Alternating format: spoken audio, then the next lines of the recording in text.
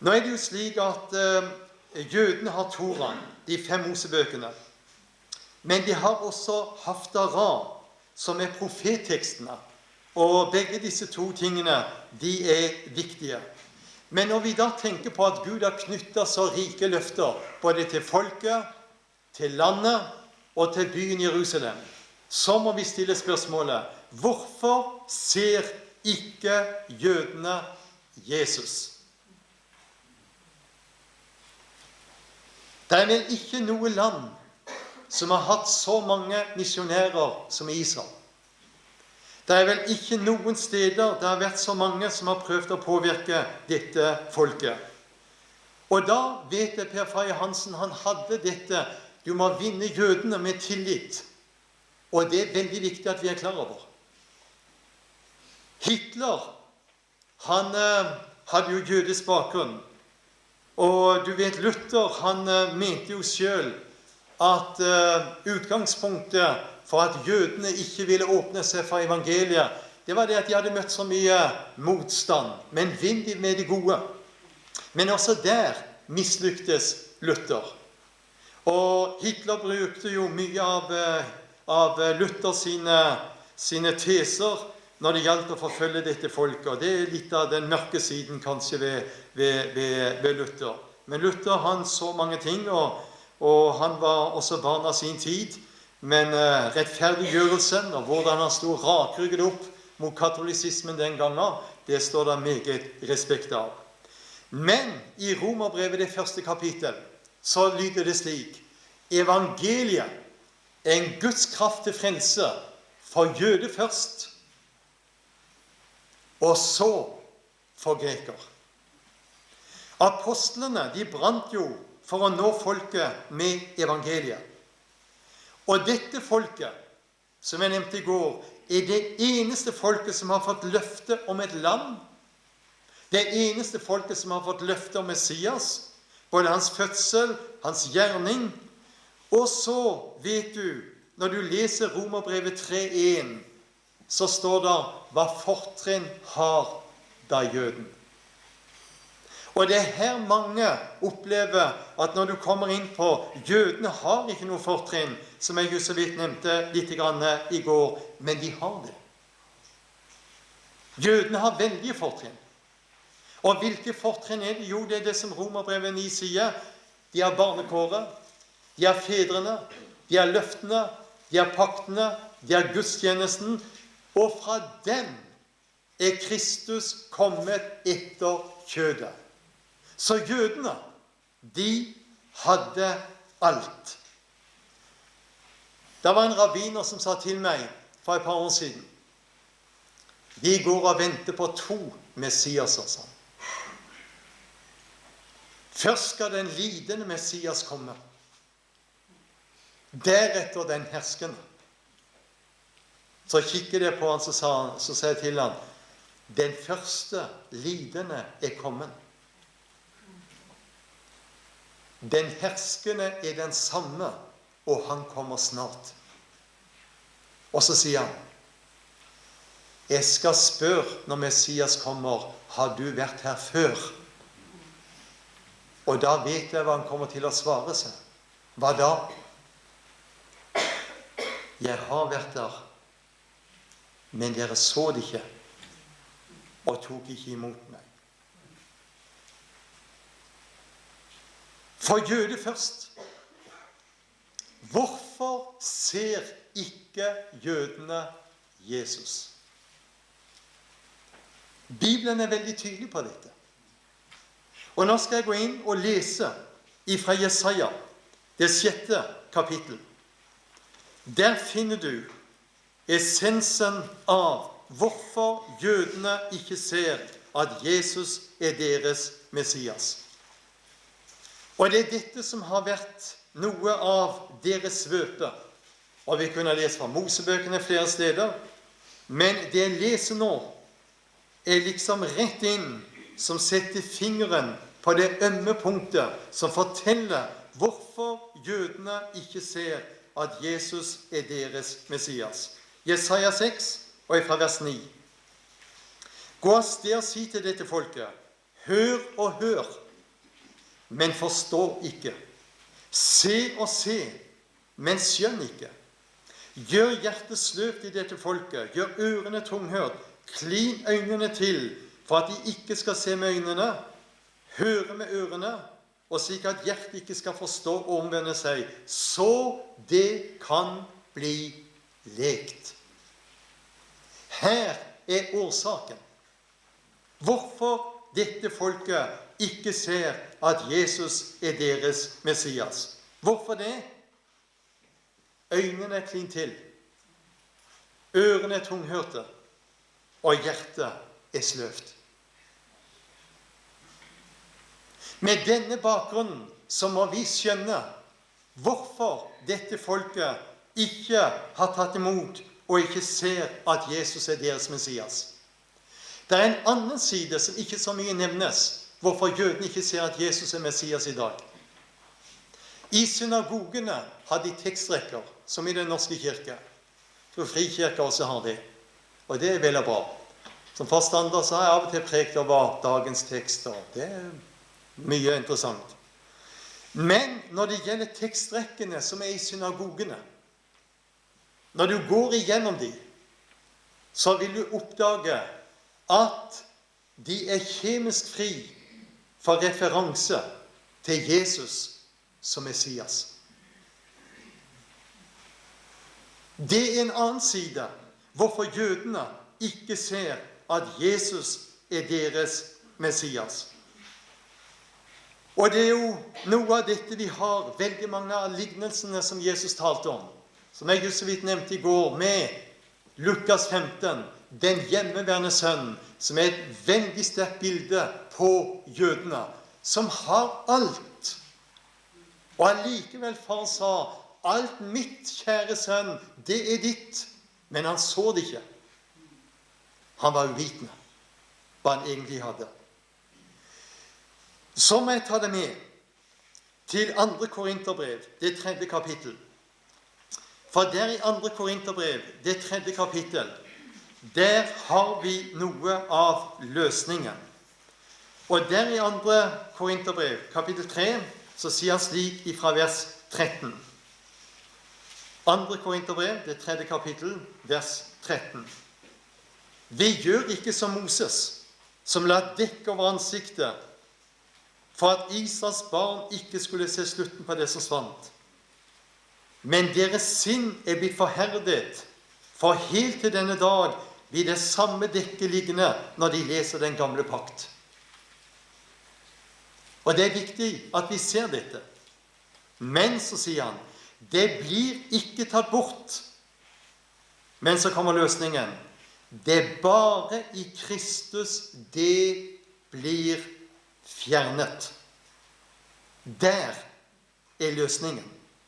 Og så sier han i vers 16, men når de omvender seg til Herren, blir dekket tatt bort. I de messianske menighetene i dag, så kommer det inn mange sekulære. Og jeg har opplevd det. Og de sekulære, når de kommer inn i de messianske menighetene, hva er det de opplever? Jo, da opplever de, der sitter der jøder, arabere, og i mange av de messianske menighetene er det en araber som er pastor. Og så er det ofte de sier, hvem er Messias? Jeshua Messias. Hvem er Jesus Messias?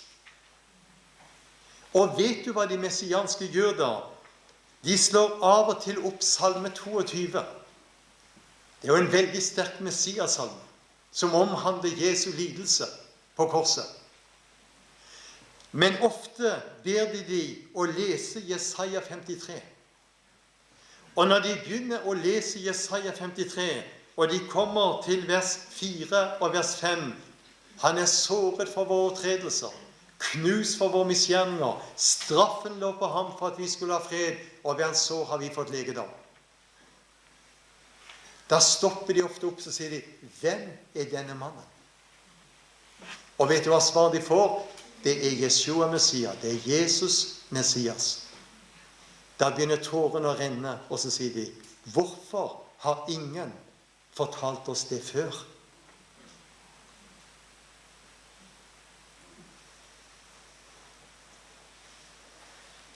Og det var jo noe av dette Per Faye Hansen frydet seg over. Når jødene fikk se at han var også deres Messias. Du vet, der står jøder krever tegn, og grekere søker visdom. Hva er det største tegnet for en jøde? Det er når han møter en annen jøde som kan si, jeg har møtt Messias. Jøder krever tegn. Og da må vi se på denne bakgrunnen, når vi ser dette, da må vi stoppe og tenke på i Lukas 4, 18. Når Jesus står der i synagogen, så skal vi huske på, når Jesus står der i synagogen, så er det han sier slik i vers 18, Herrens ånd er over meg, fordi han har salvet meg til å forkynne evangeliet for fattige. Han har sendt meg for å forkynne for fanger at de skal få frihet. Blinde skal få syn. Øynene var jo klint til. Undertrykte skulle bli satt fri og forkynne et nådens år fra Herren. Der står Jesus i synagogen og taler det som profeten Jesaja hadde sagt. Grunnen til ikke de ser, er at øynene er klint til, ørene er tunghørte, og hjertet er sløvt. Men så står Jesus og taler og løfter fram at blinde skulle få syn, døve skulle få høre, og undertrykte skulle bli satt fri. Der sto han med løsningen. Og så finner du da det interessante. Og hva er det? Jo, dette folket, de har da ikke sett at Jesus er deres Messias. Hvorfor det? For tilbudet kom til oss, hedninger, for en tid. Og det er jo her vi har Apostelens gjerninger i det 15. kapittel. Og nå streker jeg bare opp noen linjer i formiddag, så du skal se linjene for disse tingene. Og det er jo her Jakob, som var jo forstander i Jerusalem, og han måtte være en veldig vis mann, denne Jakob, som liksom tok ned den veldige uroen som var blitt etter Kornelius hus hadde kommet inn til troen. Og det var dissens når det gjaldt hedningene og jødene. Men da er det Peter står fram, og så er det han sier i Apostelens gjerninger 15, vers 13, brødre, sier han, hør på meg. Og hva er det han understreker? Jo, nå sier han bruker det gamle navnet på Peter. Simon har fortalt hvordan Gud nå først tar ut et folk av hedninger for sitt navn. Og dermed så stemmer profetordet. Det er det som skal skje. Men derefter, sier han i vers 16, vil jeg vende tilbake og gjenoppbygge Davids fallende hytte. Og hvorfor vil han det? Jo, den nedbrutt av den skal han igjen oppbygge, og jeg vil gjenreise den, for at resten, sier han, av menneskene skal søke Herren. Ja, alle hedningefolkene som mitt navn er blitt nevnt over, så sier Herren, han som gjør dette, som han har visst. Herren har vært klar over dette fra evighet av. Jeg kan komme litt mer inn på det. Det å se Jesus som Messias. Når du går til Matteus 16, hva står det i Matteus 16? Jo, Jesus stiller spørsmålet, hvem sier folk at jeg er? Ja, da var det Elias, Jeremias eller en av profetene. Men så sier Jesus, men hvem sier dere at jeg er? Hva får Jesus til svar av Peter? Du er Messias, den levende Guds sønn. Det var det flotteste svaret Jesus kunne ha fått. Og hva er det Jesus sier? Kjød og blod, Peter, har ikke åpenbart deg dette. Du er Messias. Når du leser i Lukas, det 4. kapittel, vers 41, så står det om de onde ånder. Der står de visste at han var Messias. Når du går til Johannes, det 4. kapittel, vers 29, kvinna der oppe i syka ved brønnen. Når denne kvinna kommer inn i byen og sier, kom og se en mann som har sagt meg alt. Og så har hun et spørsmål. Han skulle vel ikke være Messias, sier hun.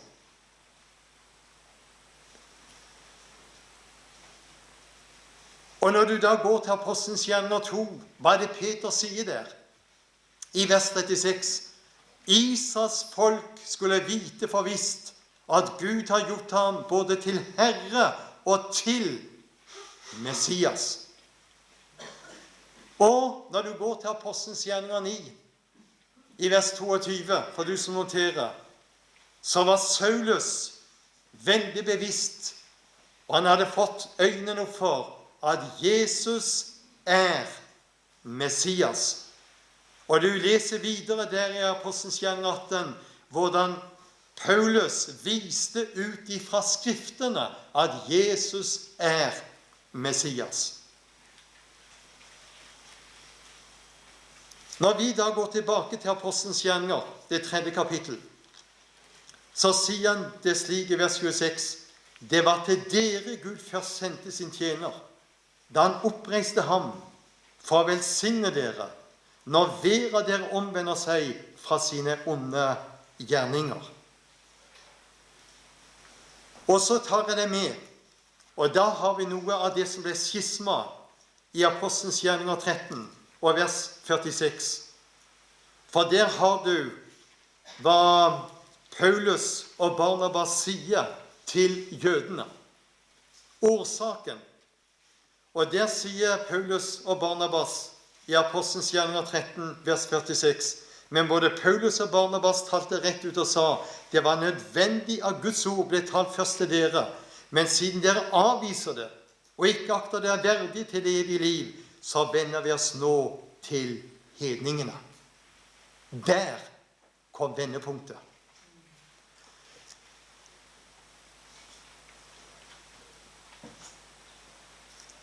Det å møte jødene. I mars så satt vi på flyet, i februar satt vi på flyet fra Israel og til Wien for å fly videre til Oslo. Så var det en kar som satt innerst, og så satt jeg, og så satt hun i dag. Og denne karen, da vi kom ombord, så hadde han allerede lagt seg til, liksom, for å sove. Og så satt hun jo med og samtalte, og etter et kvarter så slo han øynene opp, så sa han på engelsk, where are you from? Hvor er dere fra? Vi er fra Norge selv. Så fortalte han hadde bodd i Sverige, og så begynte vi å snakke med han. Og etter en halv time så plutselig så utbryter han, så sier han, du er den mest positive mannen jeg har møtt, og jeg har møtt noen 2000, sier han. For da hadde han fortalt hvordan han jobbet i svær high-tech-firma i Tel Aviv, 4000 ansatte. De hadde kontorer flere steder.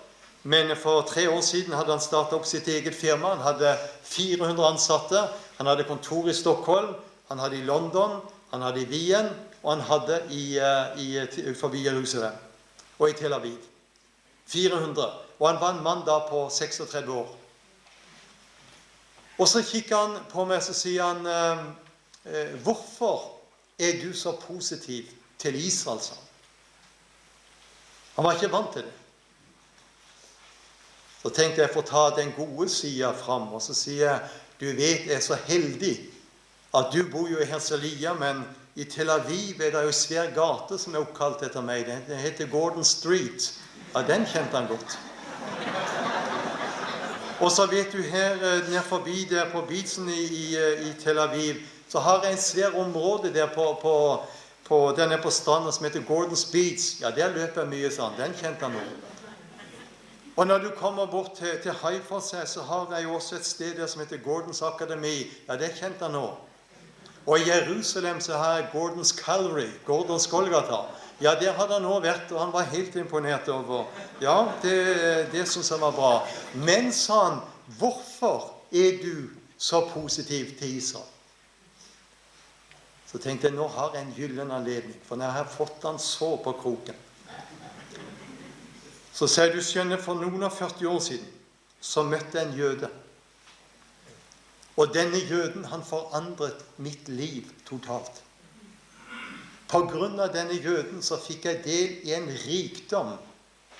Så han har gjort meg utrolig rik, denne jøden. Og denne jøden, han takker hver eneste dag. Og jeg så hvor øynene hans ble større og større, så sier han, lever den jøden i dag? Ja, sier jeg, beste velgående. Ja, men den jøden som du snakker om, bor han langt, kjenner du han godt? Ja, veldig godt, sier han. Jeg har jevnlig kontakt med han. Og jeg så hvordan gjerne selv han, de jobber, og han riktig, så sa han, har du noen adresse til han? Ja, det har jeg. Ja, er du villig til å gi meg det? For jeg driver jo business, og han var interessert i å... Ja, jeg har adressen. Men hva heter han for noe? Så sier han, han må jo si det. Yeshua Messiah. Din luring, sa han. Det er ikke verst han jød å si det til noen. Så sier han, jeg er vokst opp på kibbutz. Min bror er rabbiner, sa han. Og foran oss satt av flere ortodokse. Så sier han, jeg fant aldri hva jeg søkte, men jeg har messianske ansatte, og de gir meg noen sånne stikkpiller og kommer med noe.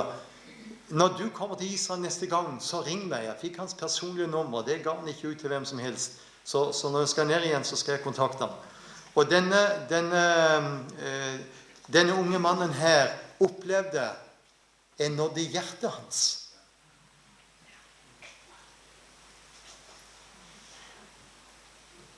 Og du vet, når det gjelder i Midtøsten, hva er konflikten i Midtøsten?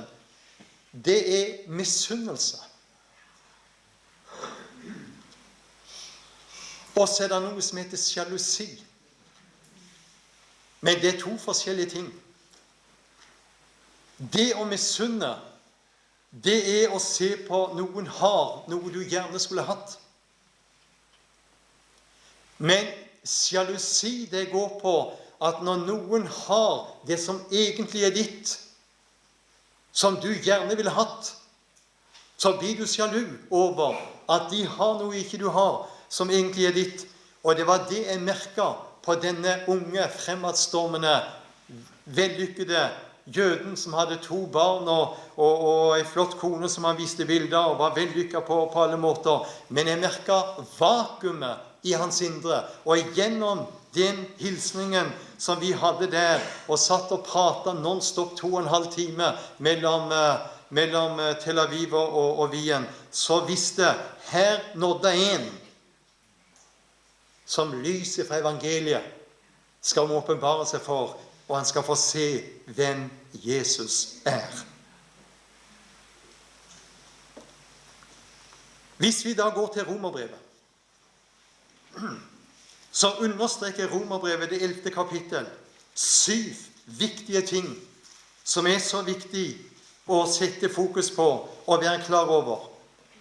For når vi ser i dag hvordan mye av løftene i dag som gjelder Israel blir forkludret, så er det så viktig å løfte fram. For Romerbrevet, når det gjelder frelsen og frelsesåpenbaringen, så bruker Paulus de 8 første kapitlene, og så kommer han inn på jødene og deres plass.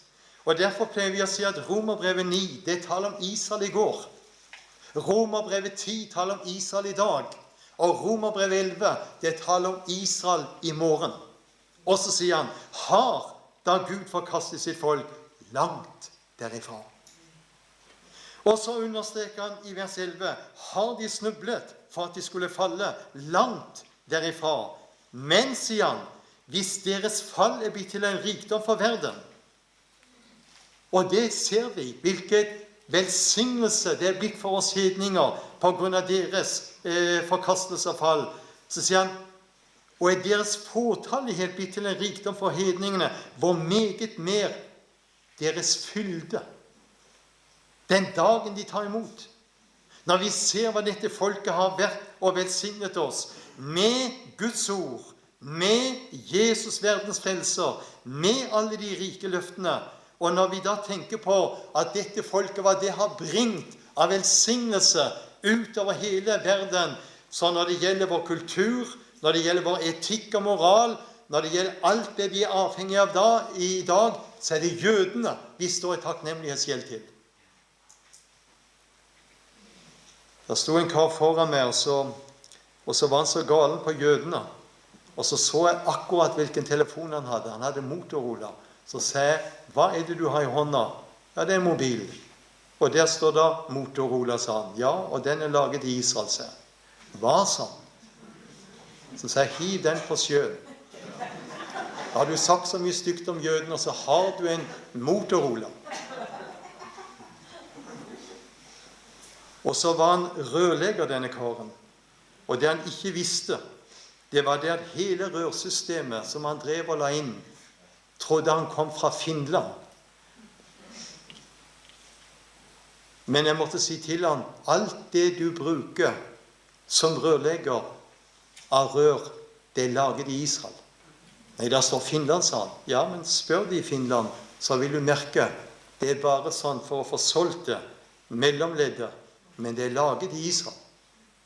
Sa han. Og når du går folk litt etter i sømmene, så ser du hvor avhengig vi er av dette folket. Ta den nye kreftmedisinen som Israel nå, det siste, de regner med å kunne ta 90% av alle de forskjellige, det er tusenvis av forskjellige krefttyper, men Israel har nå utviklet en kreftmedisin som kan ta opp mot 90% av alle krefttilfellene i verden, sies det. Ja, vi får bare løfte blikket og si, takk Herre, hva du har velsignet dette folket. Så sier han det andre som gjelder dette folket, i vers 15.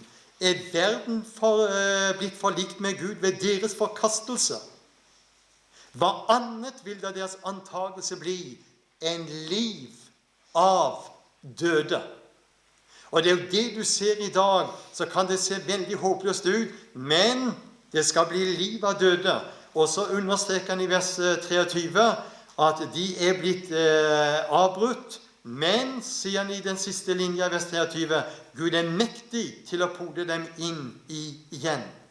Og så understreker han for det fjerde i vers 24, hvor meget mer skal de naturlige grenene, og det er jo jødene som er de naturlige grenene, bli innpodet i sitt eget oljetre som de etter naturen tilhører.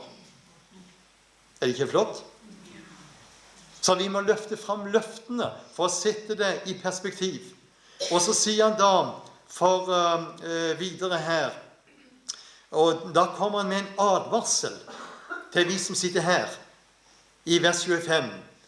For jeg vil ikke, brødre, at jeg skal være uvitende om denne hemmelighet, for at jeg ikke skal anse dere selv for kloke, for herdelse er for en del kommet over Israel, inntil hedningsfylde er kommet inn.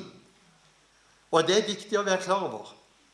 Men vi merker denne selvklokheten i dag i Guds menighet, som er veldig, veldig tragisk. Hvordan vi har hevet oss over. Og lenge så ble det sagt, dette folket, de har jo ikke noe land. Og så sier de er et folk. Og så får dette folket et land, og så oppretter de staten Israel. Og hva gjør hele verden? Da deler de dette landet opp, og skal fortrenge de ifra dette landet de rettmessig tilhører.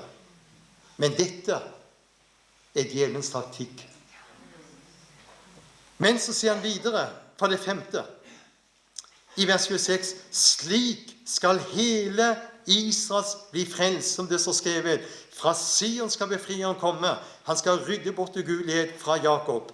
Og dette skal være min pakt med dem når jeg tar bort deres synder. Og så understreker han i vers 28, det sjette, når det gjelder evangeliet. Og det er her vi igjen er inne på hvorfor jødene ikke ser det. Når det gjelder evangeliet, er det vi fiender for deres skyld. Men når det gjelder utvelgelsen, er de elsket for fedrenes skyld. Og så understreker han så fint som det 7. i vers 31. På samme måte har nå de vært ulydige, men ved den miskunn dere har fått, skal også de få miskunn. Kan det sies tydeligere? Dette er det fryd og glede med over i dag. Ikke bare det at når du kommer ned og ser på landet Israel, når vi er der oppe i Basan, altså på Golan, så kan du bruke Bibelen og lese hva som skjedde. Reise nedover i Galilea, så bruker du Bibelen og leser hva som skjedde. Kommer du nedover i Samaria, Judea, løfter fram, her skjedde det. Her åpenbarte Jesus seg. Her bare leser vi om stadfestelsen. Men det som er stort med dette landet, det er det at Gud har satt sitt mektige stempel på å fortelle det er mitt land, det er mitt folk, det er min by, og han har knyttet løfter til dette folket. Det at jødene ikke ser at Jesus er deres Messias, og de mange rundene her de har gått, det har jeg full forståelse for, ut ifra det vi nå har sagt. Men det jeg synes er enda mer tragisk, det er så at så mange kristne i vårt land ikke ser hvilke løfter Gud har gitt til dette folket, og hvilken plan han har med dette folket. Det er for meg en tragedie. At vi kommer inn i den gaten hvor vi sier at nei, alle løftene det er overført til kirken eller til menigheten. Nei, Gud skal igjen ta seg av på til dette folket. Og de er kommet tilbake. 3 ganger skulle de ut av landet, hvis du regner når de var første ganger i Egypt, så i Babel, og 3. ganger talte Jesus om når de da skulle spredes. Men hva sier Amos i det 9. kapittel? Når de kommer tilbake, og jeg skal plante dem i deres land, og de skal aldri mer rykkes opp av det landet jeg har gitt dem, sier Herren deres Gud. Halleluja. Og så vil jeg da til slutt bare avrunde med, hva er løsningen i Midtøsten? Det er Jesus. Han er løsningen. Og hvor finner vi løsningen? For løsningen er veldig tydelig i 1. Mosebok. Og der i 1. Mosebok, i det 32. kapittel, har du løsningen på hva som skal skje i Midtøsten. Du kjenner til hvordan Jakob, denne luringen, han lurte velsignelsen og førstefødselsretten ifra sin bror. Han måtte rømme fra farshuset. Men så er det sånn med Herren at han plasserte han hos en annen luring, hos Laban. Og så er det sånn at jeg har jo vært pastor i mange år. Jeg har vært en del steder som pastor, og da har du av og til hatt en del eldstebrødre som av og til kunne være litt vanskelige. Da har jeg sagt, kjære Gud, nå sliper du meg skikkelig. Så hvis du sier du har en vanskelig sjef på jobben, så må du bare takke Gud for han driver og sliper deg. Det er sånn han jobber med oss, vet du. Er du klar over det? Så hvis du sier han der er vanskelig å jobbe sammen med, så får du løfte blikket og si, Herre, nå sliper du meg godt. Og det var det han måtte gjøre med Jakob. Og der hos Laban, så kjenner du til hvordan han slo seg opp. Han fikk Rakel og Lea. Alt dette er jo interessante bibeltimer. Og han tjente i 14 år for det, og så tjente han i 6 år for budskapen, 20 år til sammen. Og hva skjedde? Jakob kunne bare vært der nede. Men Jakob kjente en lengsel. Det var ikke der han hørte hjemme. Han skulle tilbake til landet. Og når du kommer opp der i nord, oppe i Basan, oppe i Golan, så er det mye jøder fra Argentina. Og mange av de sier vi hadde det jo så godt i Argentina, men vi kjente bare at det var noe som dro oss mot vår egen vilje. Så ble vi liksom dratt, og nå er vi kommet hjem. Vi er på rett sted, sier de. Og det var dette Jakob opplevde. Men han stjal seg fra svigerfarsen og tok med seg alt det han hadde. Og så skjer det at Laban sitter etter. Og det er ikke bare å komme på kant med svigerfar. Det kan være ille med svigermor, vet du. Men skal du høre. Hva skjer? Jakob og Laban hadde et oppgjør.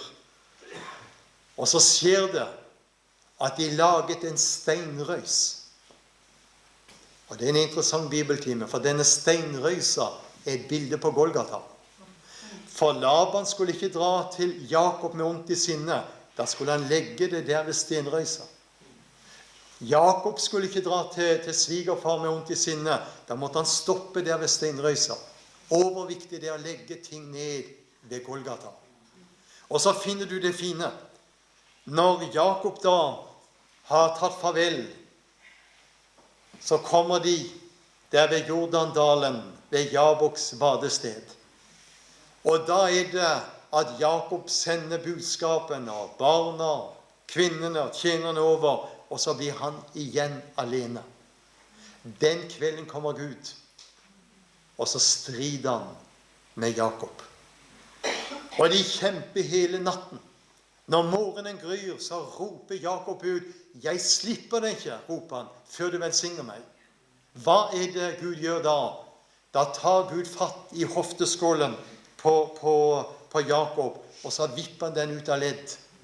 Og da blir Jakob halt. Han kommer inn i et avhengighetsforhold. Da sier Gud til Jakob denne morgenen, «Fra i dag av er du ikke lenger Jakob, men ditt navn er Israel», som betyr den som kjemper med Gud. Når Jakob da drar over Jaboks vadested, da er det en sønderknust, den ydmyket mann, hvor all stolthet er brutt ned. Og så møter han det neste. På andre siden av elva får han greie på, bror den er på vei med 400 soldater for å ta livet ditt og alt det som er ditt. Hva gjør Jakob da? Han blir redd og sender gaver. Men når Esau møter disse gavene, dyrene, spør hvem dette er fra. Det er fra din bror. Enser det ikke. Ri videre. Og når Jakob får øye på bror sin, og denne hæren på 400, da faller han til jorda. Løfter blikket.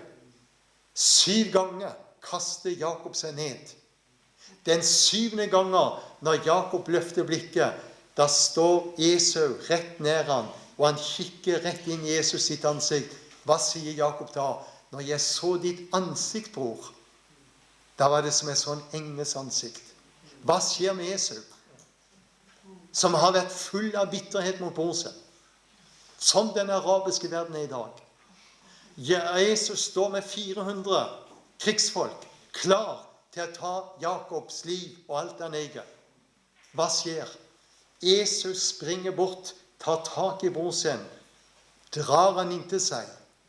Og jeg tror de sto og gråt og omfavnet hverandre. Se for deg denne krigshæren på 400 mann med våpnene klar til å utrydde alt Jakob hadde.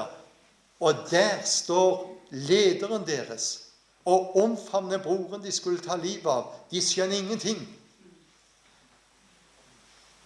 Det er det som skal skje den dagen hvor jødene skal ta imot Jesus som sin Messias. Hva står det i Åpenbaringsboken 1? De skal gråte sårt over ham. Det blir ikke halleluja, hendene i været. Det blir sønderknuste hjerter som den dagen vil rope. Og det sønderknuste hos dette folket, det vil smelte sine halvbrødre som har på agendaen, vi skal ta livet deres. Men det sønderknuste skal åpne hjertene. Til slutt skal jeg ta deg med nå til Joel. Og der i Joel så står det noe som jeg tror er veien for oss å gå som kristne, som menigheter. Og vet du hva det står der i Joel, det første kapittel, vers 13? Kle dere i sørgeklær og klag. Hvem er det som skal gjøre det? Dere prester, menighetsledere, pastorer. Gå inn og sitt hele natten i sørgedrakt. Vers 14, tillys en hellig faste. Hvorfor det? Vers 15, nære Herren, Herrens dag. Kapittel 2, Herrens dag den kommer. Og så sier han videre der, i vers 12, vend om til meg hele deres hjerte med faste, gråt og klage.